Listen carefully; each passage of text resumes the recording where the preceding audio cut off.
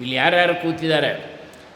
ಅತ್ರಿ ಮಹರ್ಷಿಗಳು, ವಸಿಷ್ಠ, ಚವನ, ಭೃಗು, ಪರಾಶರ, ವಿಶ್ವಾಮಿತ್ರ, ಪರಶುರಾಮ, ದೇವಲ, ಭಾರದ್ವಾಜ, ಗೌತಮ, ಪಿಪ್ಪಲಾದ, ಮೈತ್ರೇಯ, ಔರ್ವ, ಅಗಸ್ತ್ಯ, ಭಗವಾನ್ ವೇದವ್ಯಾಸರು, ನಾರದ ಮಹರ್ಷಿಗಳು, ಎಲ್ಲ ಶ್ರೇಷ್ಠ ಮಹರ್ಷಿಗಳು ಕೂತಿದ್ದಾರೆ. ಹಾಗೆ ಎಲ್ಲ ಸಾಧು ಸಂತರು ಕೂತಿದ್ದಾರೆ. ದೇವತೆಗಳು ಮತ್ತು ಎಲ್ಲ ನದಿಯ ಅಧಿದೇವತೆಗಳು ಎಲ್ಲ ಕೂತಿದ್ದಾರೆ. ಗಂಗಾ ತಟದಲ್ಲಿ ಪರೀಕ್ಷಿಸ ದರ್ಬೆ ಹಾಸ್ಕೊಂಡು ತಾನು ಪೂರ್ವಾಭಿಮುಖವಾಗಿ ಕೈ ಮುಕ್ಕೊಂಡು ಕೂತ್ಯಾನೆ. ಅವನ ಆಯ್ಸಿರೋದೇ 7 ದಿವಸ ಅಂತ. ಶುಕ ಮಹರ್ಷಿಗಳು ಯಾರು? ಸಾಕ್ಷಾತ್ ಪರಮೇಶ್ವರನೇ. ಭಗವಾನ್ ವೇದವ್ಯಾಸರ ಮಗ ಶುಕ ಮಹರ್ಷಿಗಳು. ಅವರು ಹೇಳ್ತಾ ಇದ್ದಾರೆ, ಧನ್ಯ ಭಾಗವತೀ ವಾರ್ತ ಪ್ರೇತ ಪೀಡಾ ವಿನಾಶಿನಿ. ಇದು ಪ್ರೇತ ಪೀಡೆಯನ್ನೇ ನಾಶ ಮಾಡುವಂಥದ್ದು. ನಿಮಗೆ ಸುಮ್ಮನೆ ಹೇಳಿರ್ತೀನಿ, ಯಾರು ತಪ್ಪು ತಿಳ್ಕೊಬೇಡಿ. ಭಾಗವತವನ್ನು ಯಾರು ಶ್ರದ್ಧೆಯಿಂದ ಕೇಳಿರ್ತಾರೋ, ಒಂದು ವೇಳೆ ಅವ್ರ ಕಡೆಯವರು ಅವ್ರ ಶರೀರಕ್ಕೆ ಸಂಸ್ಕಾರ ಮಾಡದೆ ಹೋದ್ರೂ ಇವರಿಗೆ ಪ್ರೇತ ಜನ್ಮ ಬರಲ್ವಂತೆ. ಯಾಕೆ? ಭಾಗವತ ಕೇಳಿರ್ತಾರೆ ನೋಡಿ. ಪ್ರೇತ ಪೀಡ ವಿನಾಶಿನಿ. ನಾವ್ಯಾರು ಚಿಂತೆ ಮಾಡೋದು ಬೇಡ, ಅದ್ರ ಬಗ್ಗೆ ಹೇಳಿದ್ದೀನಿ ಅಷ್ಟೇ. ಅಸ್ಮಿನ್ ವೈ ಭಾರತೆ ವರ್ಷೆ ಸೂರಿಭಿರ್ದೇವ ಸಂಸದಿ ಕಥಾ ಶ್ರಾವಿಣಂ ಪುಂಸ ನಿಷ್ಮಲಂ ಜನ್ಮ ಕೀರ್ತಿತಂ. ಮನುಷ್ಯನಾಗಿ ಜನ್ಮ ತಾಳಿ ಅವನ ಜೀವನದಲ್ಲಿ ಭಾಗವತನೇ ಕೇಳಿಲ್ಲ ಅಂತಂದರೆ ನಿಷ್ಫಲಂ ಜನ್ಮ ಕೀರ್ತಿತಂ, ಅವನ ಜನ್ಮ ಧಿಕ್ಕಾರ ಇರಲಿ ಅಂತ ನೋಡಿ. ಭಾಗವತ ಕೇಳಲೇಬೇಕಂತೆ. ಮನುಷ್ಯನಾಗಿ ಹುಟ್ಟಿದ ಮೇಲೆ ಅವನು ಭಾಗವತ ಕೇಳಲಿಲ್ಲ ಅಂದರೆ ಅವನ ಜನ್ಮ ಸಾರ್ಥಕ ಅಲ್ಲ, ನಿಷ್ಫಲವಾಯಿತು ಅಂತ ಹೇಳ್ತಾರೆ. ಹಾಗೆ ನಮಗೆ ಭಾಗವತ ವಿಶೇಷವಾಗಿ ಮೊನ್ನೆ ಎಲ್ಲ ಕೇಳಿದ್ವಿ. ಇದು ಒಂಥರ ಮಂಗಳಕರವಾದಂಥ ಒಂದು ಘಟನೆಯನ್ನು ಇಲ್ಲಿ ನಾವು ಶ್ರವಣ ಮಾಡೋಣ. ನಿಜವಾಗ್ಲೂ ಗುರುಗಳಾದಂಥ ಅನಂತ ಸ್ವಾಮಿಯ ಅವರ ಆಶೀರ್ವಾದ ನಮಗಲ್ಲಿ ಸನ್ನಿಧಾನ ಇದೆ. ಅವ್ರ ಮುಖಾಂತರ ಇವರೆಲ್ಲ ಪ್ರಯತ್ನ ಪಡ್ತಾರೆ. ನಮ್ಮ ಶಂಕರರು ನೋಡಿದಾಗೆಲ್ಲ ನನಗೆ ಆನಂದ ಆಗುತ್ತೆ.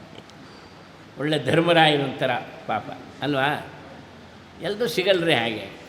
ಎಲ್ಲ ಅದನ್ನು ಅಡ್ಜಸ್ಟ್ ಮಾಡಿಕೊಂಡು ಎಲ್ಲರೂ ನಿಯಂತ್ರಣ ಮಾಡ್ಕೊಂಡು ಹೋಗೋದಿದೆಯಲ್ಲ, ಎಲ್ಲೋ ಭಗವಂತ ಒಬ್ಬೊಬ್ರಿಗೆ ಆ ಶಕ್ತಿ ಕೊಡ್ತಾನೆ ನಿಯಂತ್ರಣ ಮಾಡೋ. ಹಣ ತುಂಬ ಸಂಪಾದನೆ ಮಾಡ್ಬೋದು, ಏನು ಕಷ್ಟ ಇಲ್ಲ ಅಲ್ವಾ? ಇಂಥ ಕಾರ್ಯಕ್ರಮ ನಡೆಸೋದು ಭಾಳ ಕಠಿಣ ಇದೆ. ಭಾಗವತದ ಕಾರ್ಯ ಎಲ್ಲ ನಡಿಬೇಕಾದ್ರೆ ಕಠಿಣ ಇದೆ. ಉತ್ತರ ಭಾರತದಲ್ಲಿ ಭಾಗವತ ಅಂದರೆ 4 ಗಂಟೆ ಮಾಡ್ತಾರೆ. ಸುಮಾರು 11-12 ಸಾವಿರ ಜನ ಸೇರ್ತಾರೆ. ನೀವೆಲ್ಲ ನೋಡಿರ್ಬೋದು. 11-12 ಸಾವಿರ ಜನ ಸೇರ್ತಾರೆ ಭಾಗವತ. ಆ ಭಾಗವತ ಶೈಲಿನೇ ಅದ್ಭುತ, ರೋಮಾಂಚನ ಆಗುತ್ತೆ ಕೇಳ್ತಾ ಇರೋ. ಇಲ್ಲಿ ಶುಕ ಮಹರ್ಷಿಗಳು ಪರೀಕ್ಷಿತನಿಗೆ ಹೇಳ್ತಾರಪ್ಪ, ನೀನು ಒಂದು ಕತೆ ಹೇಳ್ತೀನಿ, ಹೇಗೆ ಭಕ್ತಿಗೆ ಭಗವಂತ ಬಾಗುಬಿಡ್ತಾನೆ ಅಂತ ಅನ್ನೋದಕ್ಕೆ ಉತ್ಕೃಷ್ಟವಾದಂಥ ಕತೆ. ಅಂಬರೀಷೋ ಮಹಾಭಾಗ ಸಪ್ತದ್ವೀಪವತಿಂ ಮಹೀ. ಅಖಂಡ ಭೂಮಂಡಲಕ್ಕೆ ಅಧಿಪತಿಯಾದವನು ಯಾರು? ಅಂಬರೀಷ ಚಕ್ರವರ್ತಿ. ಇವನು ನಭಾಗನ ಮಗ. ಚಕ್ರವರ್ತಿಯೇನೋ ಇಡೀ ಭೂಮಂಡಲಕ್ಕೆ, ಎಲ್ಲ ದ್ವೀಪಕ್ಕೆ, ಬರೀ ಭಾರತದ ಭಾಗ ಅಲ್ಲ, ಸಪ್ತದ್ವೀಪಕ್ಕೆ, ಇಡೀ ಮಂಡಲಕ್ಕೆ ಚಕ್ರವರ್ತಿಯಾದಂಥ ಮಹಾನ್ ಭಾವ. ಅವನಲ್ಲಿ ಅನನ್ಯ ಭಕ್ತಿ ಇತ್ತಂತೆ ಭಗವಂತನಲ್ಲಿ. ವಾಸುದೇವೇ ಭಗವತಿ ತದ್ಭಕ್ತೇಷು ಸಾಧುಷು. ಹರಿಭಕ್ತಿಯಲ್ಲಿ ಅನನ್ಯ ಗೌರವ ಅಂತ ಹರಿನಲ್ಲಿ. ಅವನ ಜೀವನನ ವರ್ಣನೆ ಮಾಡ್ತಾರೆ. ಸವೈ ಮನ ಕೃಷ್ಣ ಪದಾರವಿಂದಯೋ. ಸದಾ ಕೃಷ್ಣನ ಪಾದಕಮಲಗಳನ್ನು ನೆನೆಸೋಣಂತೆ ಯಾವಾಗಲೂ. ನಾವು ಅಷ್ಟೇ ಹೃದಯದಲ್ಲಿ ಭಗವಂತನ ಪಾದಕಮಲ ನೆನೆಸಬೇಕು. ಅವರು ಗ್ರೇಟ್ ಅಂತೆ. ಇಡೀ ಬ್ರಹ್ಮಾಂಡವನ್ನು ಭಗವಂತ ತಾನು ಧರಿಸಿದ್ದಾನೆ. ಆ ಭಗವಂತ ನಮ್ಮ ಹೃದಯ ಕಮಲದಲ್ಲಿ ಇದ್ದೇ ಇದ್ದಾನೆ. ಅವನಿರೋದ್ರಿಂದಲೇ ನಾವೆಲ್ಲ ಇರೋದು. ಅದನ್ನು ನಂಬಿಕೆ ಹೋಗ್ಬೇಕು ನಾವು. ಅದರಲ್ಲಿ ವಿಶ್ವಾಸ ಬರಬೇಕು. ಆ ಭಗವಂತ ನನ್ನಲ್ಲಿದ್ದಾನೆ, ಆ ಭಗವಂತ ನನ್ನಲ್ಲಿದ್ದಾನೆ, ಸದಾ ನೆನೆಸ್ತಾ ಇರಬೇಕು. ಅವನಿರೋದಕ್ಕೆ ನಾವಿರೋದು. ಎಲ್ಲ ಆಗು ಹೋಗುಗಳಿಗೆ ಅವನೇ ಕಾರಣ. ಇದು ನೆನಪಾಗಬೇಕು ನಮಗೆ. ವೈಮನ ಕೃಷ್ಣ ಪದಾರವಿಂದಯೋ ವಚಾಂಸಿ ವೈಕುಂಠ ಗುಣಾನುವರ್ಣನೆ.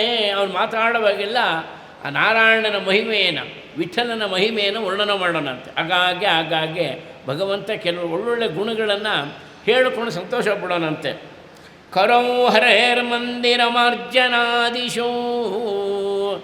ತನ್ನ ರಾಜ್ಯದಲ್ಲಿರುವಂಥ ಸುತ್ತಮುತ್ತಲಂಥ ಎಲ್ಲ ದೇವಾಲಯಕ್ಕೆ ಹೋಗಿ ತಾನೇ ಕಸ ಗುಡಿಸೋನಂತೆ. ಯಾರು ಮಾಡ್ತಾರೆ?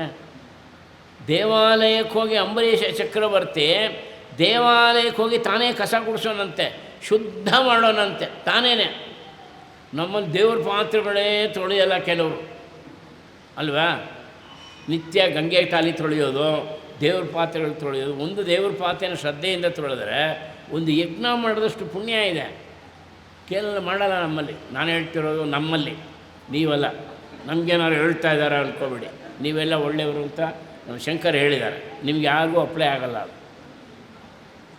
ಸುಮ್ಮನೆ ಯಾರೋ ಹೇಳ್ತಿದ್ರು ಈ ವರ್ಷ ಯಾವುದು ಗ್ರಹಣ ಇಲ್ಲ. ಯಾವುದು ಗ್ರಹಣ ಇಲ್ವಾ ಆಚಾರ್ಯ? ಈ ವರ್ಷ ಗ್ರಹಣ ಇಲ್ಲ. ಗ್ರಹಣ ಇದೆಯಮ್ಮ, ಆಚರಣೆ ಇಲ್ಲ. ಇಲ್ವಾ? ಯಾಕೆಂದರೆ ಅವರು ಗ್ರಹಣ ದಿವಸ ಮಾತ್ರ ದೇವ್ರ ಪಾತ್ರೆ ತೊಳೆಯೋರು. ಈ ವರ್ಷ ಅದು ತಪ್ಪಿತು. ಈ ವರ್ಷ ಅದು ತಪ್ಪಲ್ಲ, ಈ ಸಲ ಇಲ್ವಾ? ಭಾಳ ಸಂತೋಷ ಆಗೋಯ್ತು ಅವರಿಗೆ. ಈಗಾಗ್ಬಾರ್ದು ನೋಡಿ. ಕರೌ ಹರೇರ್ಮಂದಿರ ಮಾರ್ಜನಾದಿಶು ಶ್ರುತಿಂ ಚಕಾರ ಅಚ್ಯುತ ಸತ್ಕೃತೋದಯೇ. ಕೇಳುವಾಗ ಭಗವಂತನ ಕಥೆ ಯಾರು ಹೇಳಿದ್ರು ಕೇಳೋಣಂತ. ಯಾರು ಭಗವಂತ ಈಗ ಭಗವಂತನೊಂದು ಮಹಿಮೆ ಇದೆಯಂತೆ, ಹೌದಾ? ಹೇಳಿ ಅಂತ ಹತ್ತಿರ ಕೂತ್ಕೊಂಡು ಕೇಳೋಣಂತೆ. ಎಷ್ಟು ಕೇಳಿದ್ರೂ ಕಡಿಮೆ ಇರುತ್ತೆ. ಭಗವಂತನ ಲೀಲೆಯನ್ನು ಯಾರು ಹೇಳಿದ್ರೂ ಕೇಳಬೇಕು. ಅವನು ನಿಜವಾದ ಭಕ್ತ, ಕೇಳ್ತಾ ಇರಬೇಕು. ಯಾರು ಆದಿಶೇಷನೇ ಹೇಳೋಕ್ಕಾಗವಂತೆ ಭಗವಂತನ ಮಹಿಮೆಯನ್ನು. ಯಥೋ ವಾಚೇ ನಿವರ್ತಂತೆ, ವೇದ ಹೇಳುತ್ತೆ. ಭಗವಂತನ ಮಹಿಮೆ ಹೇಳಕ್ಕೆ ಹೋಗಿ ವೇದ ಹೇಳಿ ಸುಸ್ತಾಗೋಯ್ತಂತೆ, ವಾಪಸ್ ಹೊರಟಾಯ್ತಂತೆ ವೇದ. ನನ್ನ ಕೈಲಿ ಆಗಲ್ಲ, ಭಗವಂತನ ಮಹಿಮೆ ಎಷ್ಟಿದೆ ಎಷ್ಟು ಅಂತ ಹೇಳಲಿ, ನಾನು ಹೇಳೋಕ್ಕಾಗಲ್ಲ. ಹಾಗೆ ಭಗವಂತನ ಮಂಗಳ ಕಥೆಯನ್ನು ಶ್ರದ್ಧೆಯಿಂದ ಕೇಳೋಣಂತೆ. ಪಾದೌ ಹರೇ ಕ್ಷೇತ್ರ ಪದಾನುಸರ್ಪಣೆ ಶಿರೋ ಹೃಷಿಕೇಶ ಪಾದಾಭಿವಂದನೆ. ಯಾವಾಗಲೂ ಅವನು ನಡ್ಕೊಂಡು ಹೋಗ್ತಾಯಿದ್ರೆ ತೀರ್ಥಕ್ಷೇತ್ರಕ್ಕೆ ಮಾತ್ರ ನಡ್ಕೊಂಡು ಹೋಗೋಣಂತೆ, ಇನ್ನೆಲ್ಲೂ ಹೋಗ್ತಿರಲಿಲ್ಲ. ರಿಸೆಪ್ಷನ್ಗೆ ಹೋಗೋದು, ಬರೀ ಚೆನ್ನಾಗಿ ಯಾವ್ದಾದ್ರು ಹೋಟೆಲ್ಗೆ ಹೋಗೋದು, ಯಾವುದಕ್ಕೂ ಹೋಗ್ತಾ ಇರಲಂತೆ. ರಿಸೆಪ್ಷನ್ ಹೋಟೆಲ್ ಆ ಕಾಲದಲ್ಲಿ ಇರಲಿಲ್ಲ, ನಮ್ಮಲ್ಲೇ ಹೇಳಿದ್ವಿ. ಬರೀ ದೇವಾಲಯ ತೀರ್ಥಕ್ಷೇತ್ರಕ್ಕೆ ಮಾತ್ರ ಪಾದದಿಂದ ನಡ್ಕೊಂಡು ಹೋಗ್ತಾಯಿದ್ವಿ. ನಮ್ಮಲ್ಲಿ ಕಾಯ್ತಿರ್ತಾರೆ ಯಾವುದಾದ್ರು ಒಂದು ರಿಸೆಪ್ಷನ್ ಅಂದರೆ ಹೋಗಿ ತಿಂದು ಬರ್ತೀವಿ. ಪರಾನ್ನ ಎಷ್ಟು ತಿಂತೀವೋ ಅಷ್ಟು ನಮ್ಮ ವರ್ಚಸ್ಸು ಕಡಿಮೆ ಆಗುತ್ತೆ. ಪರಾನ್ನವನ್ನು ಹೆಚ್ಚು ತಿನ್ನೋಕ್ಕೆ ಹೋಗಬಾರ್ದು. ಎಷ್ಟಾಗುತ್ತೋ ಅಷ್ಟು ಕಡಿಮೆ ಮಾಡಬೇಕು. ಮನೆಯಲ್ಲಿ ಗೊಡ್ಸಾರು ಮಾಡಲಿ ಪರವಾಗಿಲ್ಲ, ಕೃಷ್ಣ ಇದನ್ನು ಪ್ರಸಾದ ಅಂತ ತಿನ್ನಬೇಕು. ಯಾರೋ ಮಾಡಿದ್ದು ಯಾರೋ ಹಾಕ್ತಾರೆ ಮೃಷ್ಟಾನ್ನ ಭೋಜನ ಅಂತ ಅವಿರತವಾಗಿ ತಿಂತಾ ಇರಬಾರ್ದು. ನಮ್ಮ ವರ್ಚಸ್ಸು ಅದು ಕಡಿಮೆ ಆಗ್ತಾ ಹೋಗ್ಬಿಡುತ್ತೆ. ಹಾಗೆ ಇವನು ಶಿರೋ ಹೃಷಿಕೇಶ ಪದಾಭಿವಂದನೆ.